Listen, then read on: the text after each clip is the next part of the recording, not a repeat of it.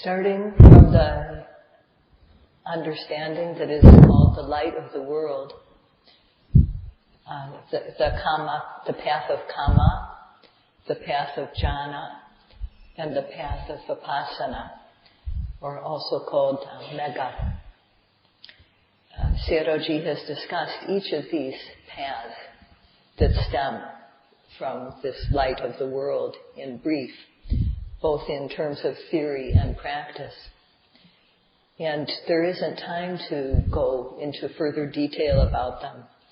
So today, the time has come to talk about the path of Vipassana, the mega path, in terms of both the theory and practice. And Sayadaw will discuss how the lights of sasana, the lights of the teaching, start to arise.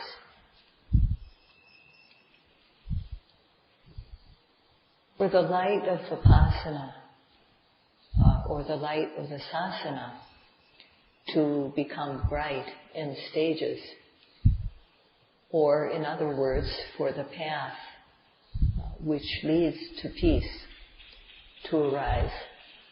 First of all, this light of the world, the understanding of karma, cannot be omitted. We must have this as our base.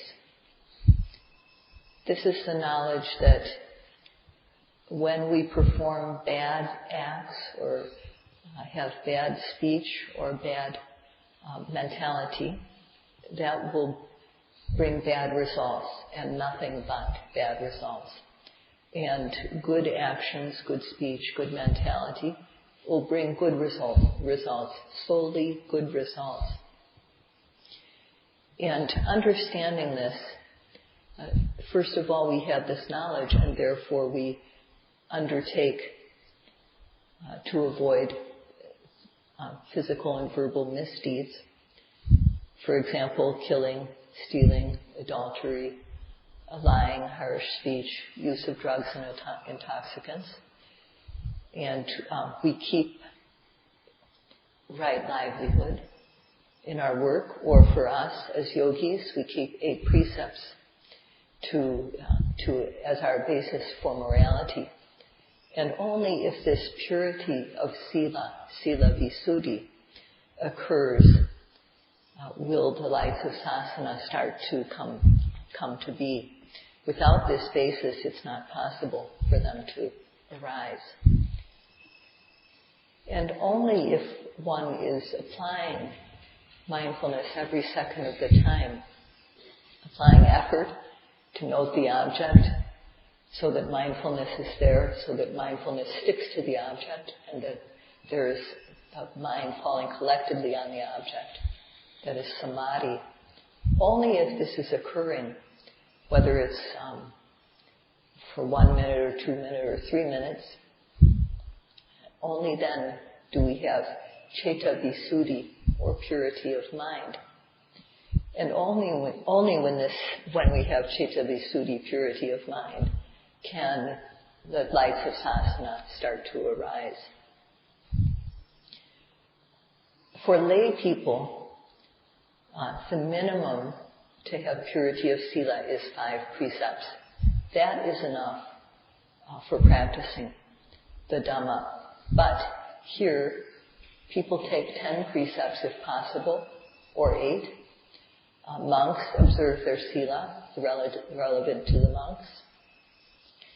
And this sila, whatever our sila is, needs to be kept unbroken. Then we have sila visuddhi, or purity of sila, pure morality. If our sila is not pure, if it's broken in some way, then there isn't any hope that our practice can start to develop. The sila is like a mouth.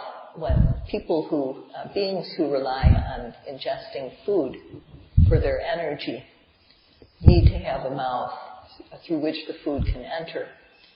And only if that mouth is present, and only if that mouth is healthy without any sores, then it will be easy to eat and to take enough food to nourish ourselves. And because of eating food, as we digest, nutriment called oja spreads throughout our body. So we have to understand that for this, the nourishment, the nutriment of the Dhamma called Dhammoja, which is knowledge that starts from the discernment of Nama and Rupa. For this nourishment to come into our being, we need the mouth of Sila. So there's a little phrase that says, not noting, kilesas come in. First of all, we need the mouth of Sila, and second of all, we need to be noting. If we don't note, kilesas will come in. So we need to make the effort to note every arising object, starting with the rising and the falling. Every second of the time, we need to try to apply effort. If we apply effort, there will be mindfulness. And when we do that enough, mindfulness will stick to the object. And then the mind will fall collectedly on the object. For the mind to be pure, we need to have virya, sati, and samadhi. So every second. So sometimes we may have this purity for 1 minute, or 2 minutes, or 3 minutes. However long we have these three factors of effort, mindfulness, and collectedness of mind, that's how long we have citta visuddhi, purity of mind. And at that time, our mind is free of the obsessive kilesas, the pariyotana kilesas, and thus the mind is clean and pure. This has to occur in order for the light of sasana to start to arise. Yogis who are able to note without a break continuously, they experience this purity full time, and they know the meaning of the phrase, noting and knowing, kilesas come clean. When we note and know, the kilesas don't have a chance to arise. So those who cherish the practice and make this effort to be as continuous as possible are able to develop citta visuddhi, purity of mind. And from this base, the lights of sasana start to become lit. And today Sayadaw will talk about how this happens. When our sila, our morality, is not broken or withered, then the training of sila is complete. So this is called in Pali sila sekha. Sekha means what we need to practice repeatedly. First we need to learn what this training is. In the case of sila, we need to learn what sila to observe. And then we need to practice it repeatedly. This repeated practice of the training of sila is called sila sekha, or the training of sila.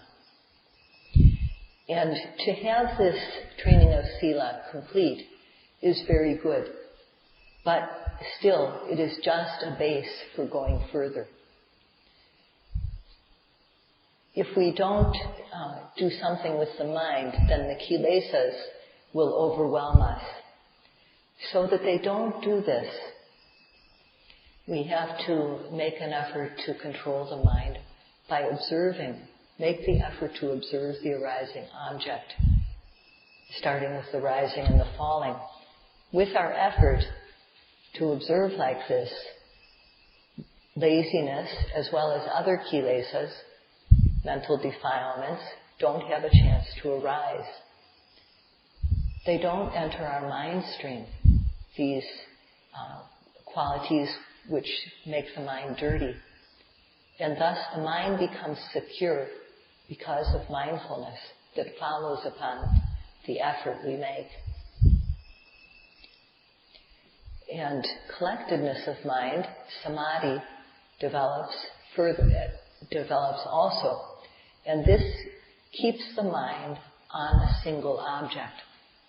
so that there's no movement of the mind due to raga, greed, dosa, anger, moha, delusion, or scattering of the mind, odicca.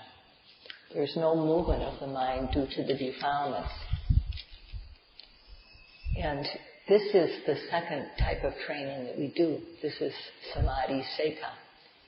So when these three factors are present, then samadhi sekha is complete. We need something further, and that is the training of panya sekha, or the training of wisdom, also called Vipassana knowledge, or the forerunner path, called in Pali Pobabhaga Naga. Only if this forerunner path is complete does knowledge start to develop and panya sekha become fulfilled. So we need to have,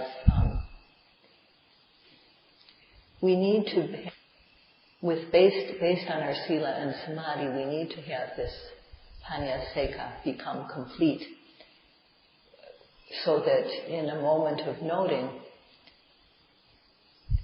in that moment, the seeds of the kilesas are being dispelled. And that's what happens on a part-time basis when we reach the noble path, which follows upon this forerunner path. Then the kilesas are uprooted permanently. So this light of sasana that begins with the discernment of mind and body, or nama and rupa, needs to be developed. This is what we mean by developing the training of wisdom, panya sekha. And this happens naturally once we've established the training of samadhi. Once we have this base of samadhi, we don't have to try to create knowledge. We don't have to wish for it or hope for it. We don't have to do absorption practice or create psychic powers. We just need to have this basis of samadhi sekha and continue practicing. So when samadhi sekha, this training of samadhi, is complete, then panya sekha will develop naturally. Some yogis have already been practicing here for 1 month, even more. And so there are some for whom this light of sasana has been already lit up to quite an extent. So now is the time when Sayadaw would like to talk about how these lights of sasana develop. And as he describes these knowledges, if it coincides with what you've experienced, then it's cause to be happy. And if it's not, if he speaks about things that you haven't experienced yet, then please continue to practice. No. One needs to know well what the benefits are of satipatthana practice. Have faith in these benefits and strong desire to get them. If one has such desire, one can be brave enough to give up the worldly pleasures that one has in one's life in order to seek something much better. And as we go about the practice, we also need to not have any fear about pain, about sickness, or about dying. We need to make effort to note every arising object. When the momentum of our effort is good, then mindfulness becomes firm. And then samadhi will occur, collectedness of mind. And at that point there's citta visuddhi, purity of mind. Sometimes we have this for 1 minute, or 2 minutes, or maybe 5 minutes or more. If we have this much, then citta visuddhi is complete. It's said in the text that samahito yatha bhutang pajanati. One who has samadhi, a collected mind through making the effort to note every arising object, knows correctly. That is, they know what is as it is. So, for example, we sit down, we put our attention on the abdomen and make the attempt to note the rising and the falling. And at first, we miss a lot of the time. And we keep on trying. When the abdomen rises, we try to note it. When the abdomen falls, we try to observe it. And when we've practiced a lot, then we can catch it. And sometimes we can go for 1 minute observing it, or 2 minutes, 3 minutes, 4 minutes. So the mind falls collectively. When we can observe consistently, then the mind falls collectively on the characteristics of the rising. When the abdomen rises, the mind falls on the stiffness or tension that is there. This stiffness is rupa, physicality. And this is nama. And when the abdomen falls, our mind connects with a quality such as movement. This movement is physical, rupa, and knowing it is nama. So one comes to know clearly that the mind knowing, this quality of knowing, is one thing. The mentality is one thing, and the physicality is another. Nama is one thing, rupa is another. When one sees like this, is there any person there? No, we just see stiffness or tension. Is there any soul there? Is there anything is there any soul or any creator causing the stiffness to occur? All that's happening is, if we breathe in, the abdomen rises. If we breathe out, it falls. There's nothing, there's no self involved in this. So, when we observe, if we observe, we come to know. So what is this knowing? Is this knowing a soul? No, it's just the quality of knowing the object. So one comes to see that our experience is these two things occurring, nama and rupa, mind and matter, occurring repeatedly. And one knows there's nothing else. That's all one sees when one observes. And this knowledge of the discernment of nama and rupa is called Dhamma Vipassana Jnana. This is the first light of sasana. Seeing clearly mental and physical phenomena, nama and rupa.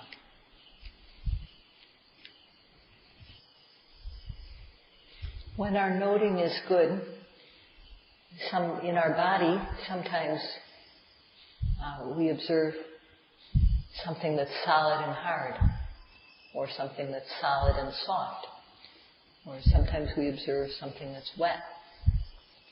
Hardness is Paṇḍitā, the earth element.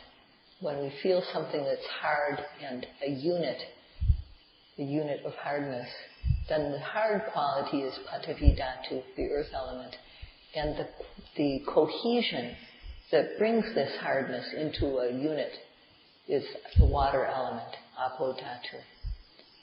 Softness also is when we have a unit, a lump of softness that we experience, the softness is the earth element. This thing, what makes it a lump is the water element. And sometimes we might observe a lump of heat, or we might observe a lump of stiffness. A lump of heat involves two things. One is the heat, which is Tejo Dhatu, the element of temperature, and the quality of being in a lump, which is due to the water element, making it stick together. And if we have a lump of stiffness, this stiffness is the air element. And what makes it into a lump is the water element. So there's these qualities such as the solid lump, that's rupa. Knowing this is nama. The lump of heat is rupa. Knowing this is nama. So one comes to, if one observes every arising object, one will come to know like this. So as one comes to know, one sees that this knowing is nama, and what is observed is rupa. So there's just nama and rupa. We know this not through reading a book, not through hearing about it. We know this through our own direct knowledge. This is our own knowledge. And it's not due to someone giving it to us. It's due to the fact that our effort, mindfulness, and concentration are complete. When these factors are complete, the knowledge develops naturally. Can anyone deny this? So we have to try to develop this virya, sati, and samadhi, try to keep the mind collected. When we do this a lot, when the effort, mindfulness, and samadhi are full strength, then we will come to know naturally the way things are. Every movement that we make, there's just nama and rupa involved. And this is quite evident. Just these two operating together. When we stand, when we're doing the walking meditation and we're in the standing position, and we note the standing, we observe stiffness and tension. The legs, there's stiffness, the body's supported by this stiffness. So these qualities are what we can know when we put our mind on the body in the moment of standing. In the moment of lifting, if we observe, we see that there's a series of physical events of lifting. There's a series of liftings, and there's a series of mind. So there's a series of lifting and also a series of mind. They each happen in a series. To know this, we observe carefully, with effort and aiming at the moment of lifting. When we move, after lifting the foot up, moving it forward, sometimes we feel there's pulling from the front, or we may feel there's pushing from behind. And there's an intention to move the foot, which occurs in a series. Due to this intention, there's a series of movements. The foot moves forward stage by stage. And then when we drop the foot down, placing it, there's the intention to place. This occurs in a series, and due to this series of intentions, the placing of the foot also occurs bit by bit. The foot becomes heavy, stiff, hard, and there's pressure. So we observe to know this series of intentions, this series of physical events that result in each lifting, moving, and placing. We try to note so that we can be aware every step that we make. In these activities that are done, the lifting, the moving, and the placing, there's nama and rupa occurring together. And we observe with the method of satipatthana in order to know this, to know what is really there as it really is.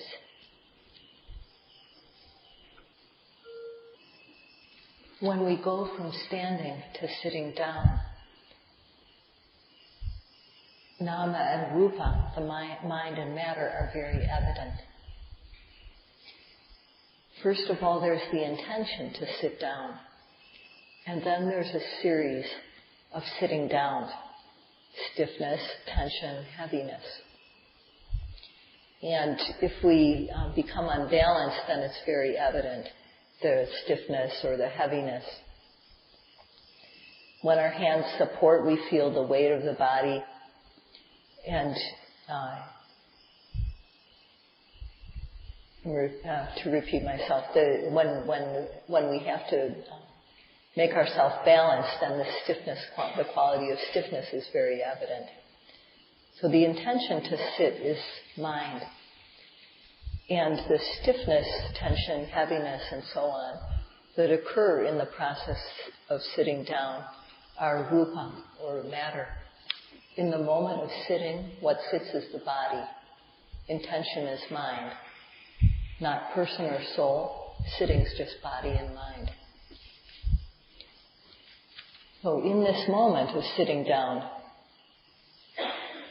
there's no person, there's no man, there's no woman. What is really there? It's just mind and matter, nama and rupa. There's not a person or soul. What occurs is just body and mind. And to see this, we have to observe carefully at the very moment of sitting down, with effort, with steadfast mindfulness, accurate aim. And if so, we will discern clearly the rupa and nama, the physical and mental phenomena that occur at that moment. This is knowing correctly. And now, in the Dhamma hall here, we have fans. The fans are turned on, they're blowing. And what is a fan? Well, a fan is just a big rupa.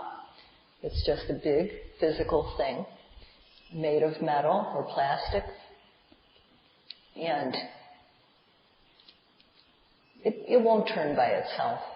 The reason why it moves is because the buttons are pressed, and then because the buttons are pressed, electrical current flows through the wires, and it causes the fan to move. So we can't see the electricity flowing. We can see the fan moving. But in fact, the reason why the fan moves is because of the electricity that flows because of pushing buttons. So in this analogy, the mind is like the electrical current. And rupa, or matter, is like the fan.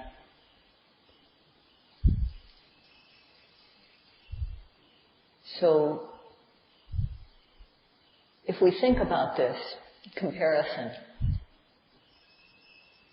just like the fan will not move without electricity flowing or some type of force applied, so too, if the mind does not move, the body will not move.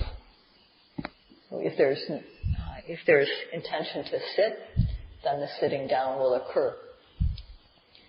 So in the moment of sitting, what sits is the body, intention is mind. Not person or soul.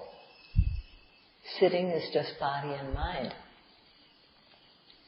So we see that there are these two things, just these two things, nama and rupa. This is seeing what is as it is. And we see this because of making the effort to observe at the moment of sitting down. The mind falls collectedly on the process that occurs, and we see that it happens in a series. So first we come to see that the mental is one thing, the physical is another. Nama and rupa are two separate things. And then we see how they occur in a series. This seeing, this knowing, is due to one's own practice of satipatthana. It's due to the energy of the samadhi kanda, virya, sati, and samadhi becoming fulfilled. And because of that, knowledge arises. At the moment of sitting down, there's a series of intentions to sit, that is mental, nama. And there's a series of things that happen physically. This is rupa. We note this sitting down process as sitting, sitting. We don't note it as stiffness, tension, heaviness. When we sit down, this sitting down is commonly known by that term, sitting down. So we use that commonly understood label to label the act of sitting down, regardless of what we experience in the process of sitting down. We use the commonly understood vocabulary as a label, sitting down, sitting down. We label it accurately like this. And what we experience as we observe the sitting down process is analogous to it's similar to what we experience when we eat food. Food contains any one of 6 flavors, and we chew the food in order to know the flavors. As we chew, if we happen to encounter a sour piece of food, we taste sourness. And if we encounter a sweet part, we taste the sweetness. If we encounter a bitter part, we taste the bitterness, and so on. So in the process of sitting down, the flavors that we experience are the flavors of nama and rupa. We note it as a whole, sitting, sitting, as a whole object. And this mind, the mind has its flavor. And then the physical events, stiffness, tension, heaviness, and so on, these are also the flavors of the physicality that we come to know. The knowing that we gain through our observation is our own knowledge.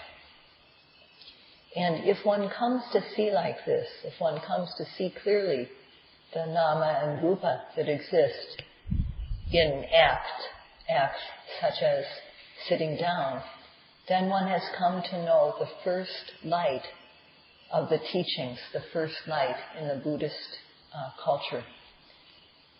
What is it that one becomes free of at the time we observe in this way? Sayadaw will talk about this tomorrow. That's all for today. Sadhu, sadhu, sadhu, sadhu, sadhu, sadhu, sadhu.